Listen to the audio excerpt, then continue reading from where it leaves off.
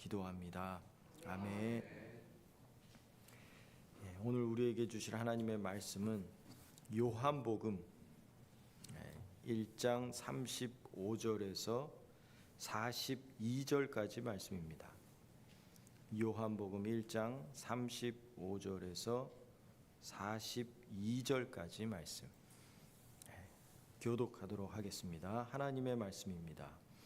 또 이튿날 요한이 자기 제자 중 두 사람과 함께 섰다가 예수께서 거니심을 보고 말하되 보라 하나님의 어린 양이로다. 두 제자가 그의 말을 듣고 예수를 따르거늘 예수께서 돌아켜 그 따르는 것을 보시고 물어 이르시되 무엇을 구하느냐 이르되 랍비여 어디 계시니오니까 하니 랍비는 번역하면 선생이라.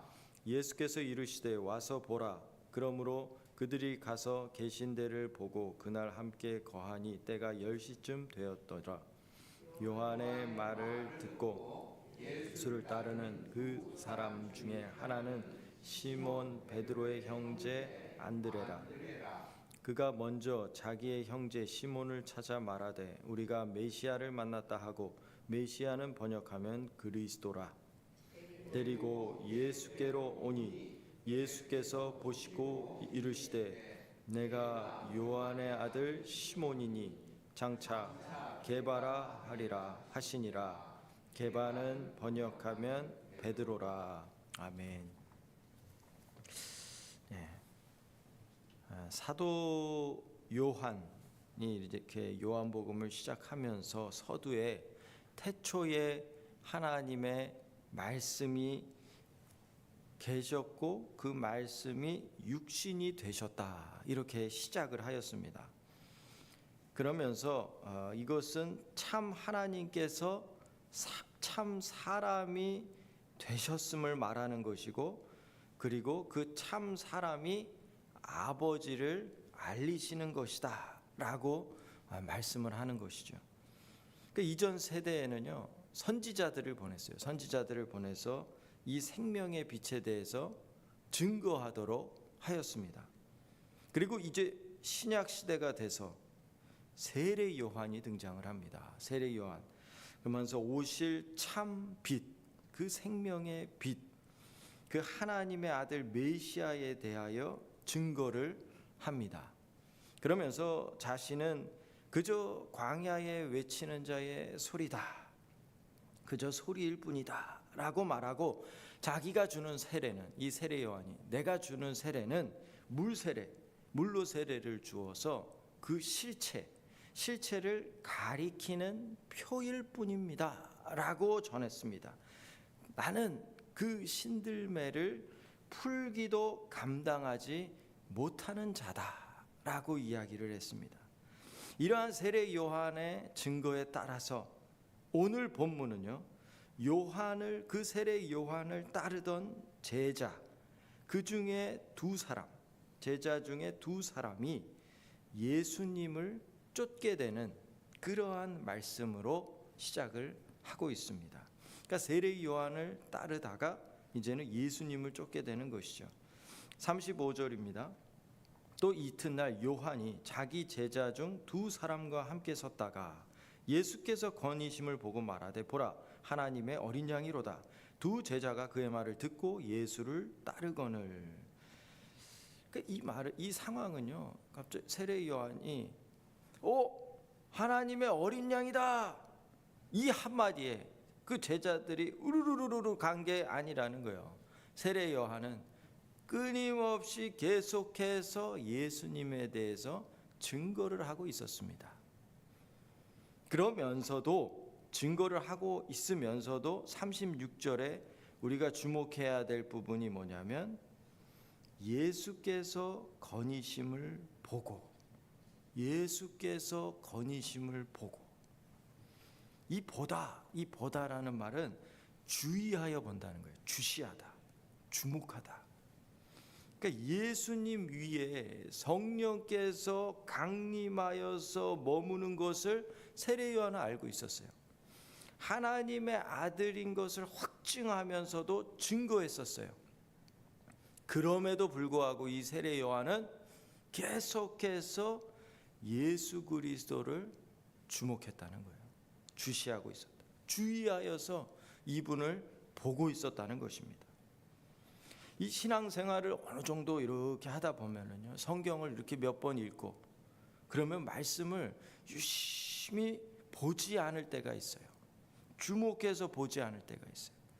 우리는 말씀을 어떻게 봐야 돼요? 말씀 앞에서 보화를 찾듯이 주의하여서 주의 깊게 이 말씀을 살펴야 된다는 것입니다. 이 요한, 세례 요한은 예수님이 어떤 분이신가 계속해서 지켜보고 있었어요. 성령이 비둘기처럼 내려온 것을 보았음에도, 알았음에도, 하나님의 아들이심을 확증했음에도 계속해서 예수님을 주목하였던 것처럼 우리도 말씀을 보화를 찾듯이 찾아가는 말씀이 되어야 된다는 것입니다. 그렇게 요한은요, 자신의 맡은 역할, 그것을 충실하게 감당을 했어요. 그 결과로 그 증거를 통해, 요한의 증거를 통하여서 예수님을 따르는 무리가 많이 형성이 되었기 때문입니다. 그래서 우리가 알 수 있는 것이 요한은 자신의 사역을 정말 충실하게 감당을 하였구나라는 것을 알 수가 있는 것이죠. 이 요한복음과 이 공간복음, 마태, 마가, 누가, 이 공간복음과 보면은요, 차이점이 있어요. 제자를 부르시는 이 광경에서 차이가 난다는 것을 알 수가 있습니다. 이 공간복음서에서는요, 제자를 부르시기 전에 예수님께서 세례를 받으시고, 그리고 광야에서 시험을 받으시고, 그리고 회당에서 천국 복음을 전파하시고, 그리고 나서 곧바로 베드로, 안드레, 요한을 부르십니다. 이 야고보를 또 부르세요. 그런데 이 요한복음은 어때요? 요한복음은 예수님께서 세례받고 광야에서 시험받고 회당에서 복음을 전하는 일을 이야기하고 있지 않습니다. 언급을 하고 있지 않아요. 바로 이 제자를 부르시는 일을 세례 요한과 같이, 세례 요한의 증거와 같이 연결하여서 말씀을 하고 있다는 것입니다. 이 증거를, 이 세례 요한의 증거를 통해서 이 예수님을 따르는 무리들, 예수님을 따르는 무리가 형성이 되는 것과 관련해서 지금 말씀을 하고 있다는 거예요. 이것은 세례 요한의 이 증거가 지금까지 자기를 따르던 제자들의 마음을 깨우쳐서, 이 세례 요한을 따르던 제자들의 마음을 깨우쳐서 그들로 하여금 예수를 믿고 따르게 했다는 것을 알게 해준다는 것입니다. 우리는 이 말씀을 통해서 무엇을 보게 되나요? 우리가 복음을 전할 때, 우리가 복음을 전파할 때 꼭 기억해야 될 것이 뭐예요? 나를 따르게 해서는 안 된다는 거예요. 나를 따르게 해서는 안 된다. 우리가 해야 될 일이 뭔지를 분명하게 기억해. 우리는 예수님을 따르게 하는 일이 우리의 본분인 것을 꼭 기억해야 된다는 것입니다. 어떤 공동체 안에서, 어떤 모임 안에서 매년 그 공동체가 이제 개편이 되지요. 그럴 때 꼭 나는 이 사람이 있어서 참 떠나기가 싫습니다. 그 리더가 참 너무 좋아서 저는 떠나기가 싫습니다. 이런 이야기들이 많이 있습니다. 한편으로는 감사한 일이지만 또 한편으로는 한 사람 한 사람이 어떤 사람 때문에 서는 것이 아니라 예수님 앞으로 나아가도록, 예수님 앞에 서도록, 그리고 그 리더뿐만이 아니라 리더의 역할이 그게 아니라 소그룹 원도 동일하게 다른 사람을 예수님 앞으로 이끌 수 있는 외치는 자의 소리가 되도록 도와야 된다는 것이죠. 언제까지나 여기가 좋사오니, 저 사람이 좋사오니, 저 사람이 있어서 저는 좋습니다, 떠나기가 싫습니다, 이런 마음으로 있다면, 다른 영혼을 예수님께로 인도하지 않고 내 마음이 여기가 너무 좋으니까 여기가 있고 싶습니다 라는 마음이 있다면 우리는 오늘 말씀을 깊이 새겨야 될 것입니다. 세례 요한은요, 예수님께로 끊임없이 인도했어요. 자기 제자, 자기 제자들이 떠나가는 이 상황, 세상의 눈으로 보면 어때요? 스승으로서 얼마나 씁쓸해요. 자기 눈앞에서 자기 제자들이 떠나가고 있는데, 그런데 세례 요한의 마음이 어떠한가를 성경은 이렇게 말합니다. 요한복음 3장 29절 30절에 보니까 세례 요한이 이렇게 말했어요. 신부를 취하는 자는 신랑이나 친구가 크게 기뻐하나니 나는 이러한 기쁨으로 충만하였노라. 그는 흥하여야 하겠고 나는 쇠하여야 하리라. 세례 요한은요, 자신이 드러나는 게 아니라 예수님께 인도하는 기쁨을 알고 있었다는 거예요. 기쁨을 알고 있었다. 세례 요한을 따르다가 이 예수님께로 온 이 두 사람을 예수님께서 보시고 예수님은 38절에 이렇게 말씀을 하셨습니다. 무엇을 구하느냐? 무엇을 구하느냐? 그러니까 이 두 사람은요, 이렇게 대답을 합니다. 랍비여, 어디 계시옵니까? 랍비여, 어디 계시옵니까?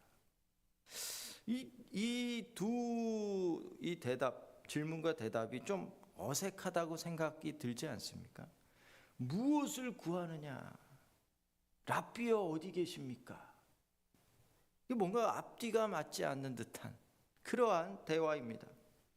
얼핏 보면은 그런데요, 우리가 이 예수님의 질문을 잘 생각해 볼 필요가 있어요. 예수님의 질문, 무엇을 구하느냐? 이것은요, 나를 따르는 이유와 목적이 무엇인지를 묻는 거예요. 나를 따르는 이유와 무엇을 얻고자 나를 따르느냐라는 물음이라는 거예요. 이유와 목적이 무엇이냐? 그러니까 이 제자들이 대답을 합니다. 랍비여, 랍비여. 이 랍비여, 이건 선생이여 이 말이죠. 모두가 존경하고 본받을 만한 그러한 선생님입니다 라는 그러한 호칭인 것이죠. 즉 이 말은 우리가 배우고 믿고 따라야 할 분입니다 라는 고백을 하고 있는 거예요. 즉 어디 계십니까? 랍비여, 어디 계십니까? 이 말은 어디 사십니까? 저 주소 좀 알려주십시오 이 말이 아니라 배우고 따를 선생과 함께 머물고자 합니다 이 의미를 담고 있는 거예요. 배우고 따를 선생님, 어디든지 주가 가는 곳이면 저는 함께 따를 것입니다 라는 배우고 존경하고 믿고 따를 분으로 저는 생각합니다 라는 의미를 갖고 있다는 것이죠. 그러니까 이런 의미라는 것을 알 수 있는 이유가 어디 있냐면, 근거가 어디 있냐면, 이후에 이 두 사람 중 하나인 이 안드레가 베드로를 찾아가서 이렇게 말했어요. 우리가 메시아를 발견했다. 메시아를 발견했다. 그래서 정말로 우리가 발견해야 될 분을 찾았다라는 것을 이들은 마음속으로 깨달았기 때문이죠. 안드레는요, 이 예수님이 이 메시아라는 사실을 너무나 감격을 해서 그 자기의 형제 베드로에게 뛰어가서 전하지 않을 수가 없었어요. 베드로에게. 안드레는요, 자신이 받은 이 감격을요 혼자만 간직하지 않았습니다. 베드로를 데리고요, 어떻게 해서 예수님 앞으로 데려왔어요. 와, 너무 좋아 이게 아니라 베드로를 찾아가서 데리고 예수님 앞으로 왔다는 것입니다. 예수님을 만나 뵙고 알게 된 자가, 먼저 예수님께로부터 감격을 받은 자가, 자기가 경험하고 확신한 그 예수 그리스도의 은혜를 전할 수가 있는 것입니다. 내가 만나 뵙고 감격한 그 예수 그리스도의 감격이 있기 때문에 전할 수가 있는 거예요. 한 영혼을 그리스도에게 인도하여서 내가 만났던 그 예수 그리스도를 이 사람도 똑같이 만날 수 있도록, 내가 경험한 은혜를 똑같이 경험할 수 있도록 하는 것이 바로 복음을 소유한 자의 모습이라는 것이죠. 복음을 맡은 자의 모습. 예수님은요, 베드로를 보시고 말씀하십니다. 42절에 보니까요, 장차 개바라 하리라 이렇게 말씀을 하셨어요. 이번에는 예수님께서 베드로를 보십니다. 베드로를 보시고, 예수께서 베드로를 보시고 어때요? 주목하셨다. 근데 예수님이 주목하시면 어떻게 주목을 하실까요? 그 영혼을 들여다보겠죠. 이 영혼을 꿰뚫어 보겠죠. 예수님께서는 이 베드로를 장차 개바라, 반석과 같은 존재가 될 것을 미리 다 꿰뚫어 보시고 알고 계신 것이죠. 베드로, 개바, 반석, 장차, 미래에 대한 그 일까지도 보시고 알고 계셨다는 것입니다. 그리고 그 아무도 알 수 없는 그 마음 속에 그 깊은 그 영적인 갈망과 그 본질까지도 예수님은 알고 계신 것이죠. 그의 믿음이 지금은 어때요? 아직은 성숙해지지 않은 상태, 이제 부르심을 받았어요. 그런데 그 믿음이 성숙하여지고 준비되어지기 그 이전에, 아직도 성숙되기도 이전에 예수님은요, 이 베드로를 특별한 부르심으로 지금 부르시고 계시나요? 하나님께서는 그 모든 계획을 계획하시고, 누구를 위해서? 베드로를 위해서 이미 다 계획하시고, 그에게 이루실 일이, 이루어질 일이 드러나기도 전에, 발생되기도 전에, 사도 중에서도 가장 높은 사도로 하나님께서는 부르신다는 것을, 그 부르심을 시작하셨다. 베드로를 보시고, 그 베드로를 보신 것처럼 저와 여러분을 보신다는 것입니다. 우리 주님께서 보신다는 거예요. 그 영혼의 아픔을 보신다는 거예요. 그 믿음이 자라기도 전에 하나님께서는 이미 다 준비해 놓으시고 알고 부르신다는 것입니다. 우리의 마음속에 그 영적인 갈망과 그 장래의 일까지도 하나님께서는 들여다보셨다는 것입니다. 반석과 같은 존재가 될 것으로 알고 부르신다는 거예요. 하나님의 자녀로 부르셨고, 하나님의 남편으로, 아내로 부르셨고, 교회로 부르셨고, 하나님의 인도하심 아래 거할 수 있도록 이 행복한 교회로 부르셨다는 것입니다.